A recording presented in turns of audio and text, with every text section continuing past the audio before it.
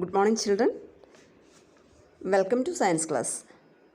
So today we are going to discuss about a new and very simple chapter that's about water. So we all know about the importance of water. From lower class onwards we are studying why water is important for us. Okay. So in this chapter we are going to study about what is the use of water, what are the sources of water, and how the water is recycled. How the water is recycled, that means what is the different types of conversion of water, how the water is again converted back into the atmosphere as rain, hail, snow, and also at last how can we conserve water. These are the topics that we are going to study in this chapter. So water is one of the very essential natural resource that we are using in our daily life. We can't think about a life without water. Without water, life is impossible on this earth. So did you ever think about how much water we are using in a day? So we know that in one house or in our family, a number of members are there. At least more than 4 or 3 members are there in a family. So one member is spending a lot of water. One activity is here. You have to write the amount of water used by any one of your family member or yourself for different activities such as drinking, brushing, bathing, washing, and for toilet purpose and also for other kind of purpose. How much water you are using or spending in a single day. Then calculate the amount of water used by different people in a day. That means one family or your house, this consumption of water will get when you are doing so. So think about how many families are living in an area. So how much water we are spending or using in a day. Did you ever think about that? From where we are getting all this water? Yes, we are usually depending on different water sources such as wells, tube wells, rivers, lakes, springs, etc. for our water uses or for our demand of water. And also we know that the 2/3 of our total earth surface that is covered with the water. But most of this water, they are unfit for drinking and for human consumption because most of the water is salty, that is in ocean or seas. That's why it is unfit for human consumption, for drinking and also for bathing, for cleaning, etc. We are not using this water.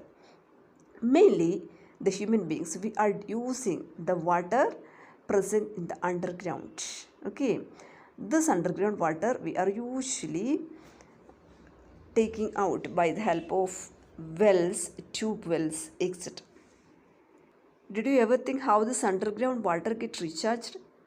Okay, in this chapter we are going to do or we are going to study about how this process of recharging of this underground water may happen, and it is a part of water cycle. We are going to study about the water cycle.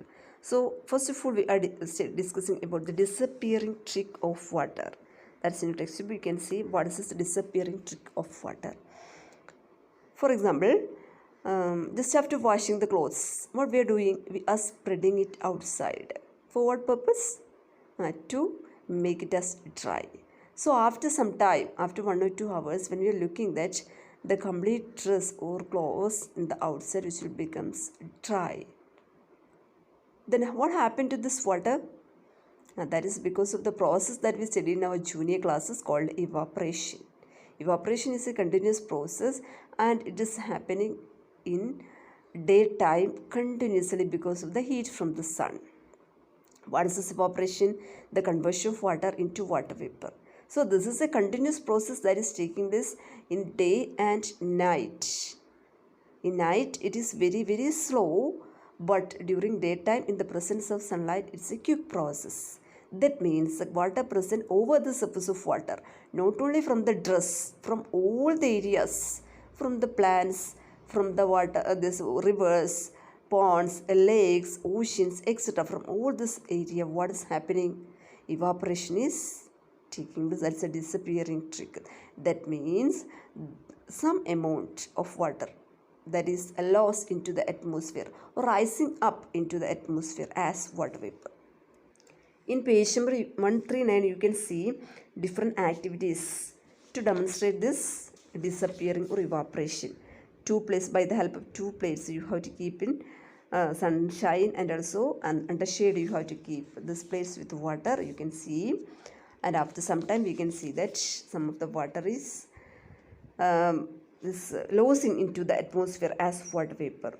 Like the loss of water by plants, we studied the process of transpiration in the chapter, another chapter in this textbook about plants, that we studied the process of transpiration. What is it?